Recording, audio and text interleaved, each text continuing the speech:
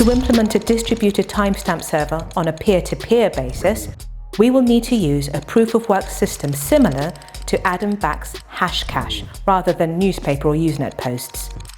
The proof-of-work involves scanning for a value that, when hashed, such as with SHA-256, the hash begins with a number of 0 bits.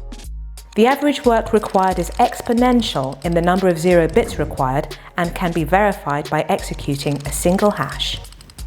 For our timestamp network, we implement the proof of work by incrementing a nonce in the block until a value is found that gives the block's hash the required 0 bits.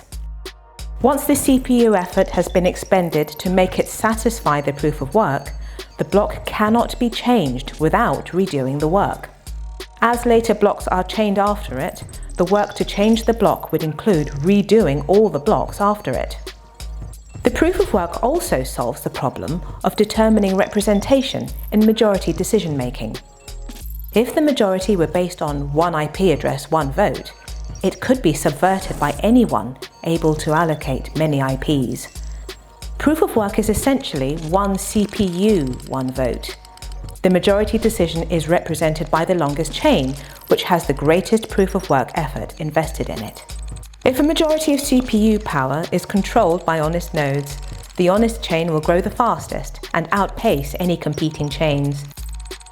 To modify a passed block, an attacker would have to redo the proof of work of the block and all blocks after it, and then catch up with and surpass the work of the honest nodes. We will show later that the probability of a slower attacker catching up diminishes exponentially as subsequent blocks are added.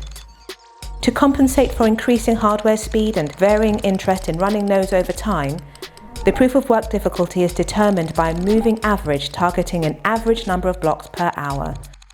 If they're generated too fast, the difficulty increases.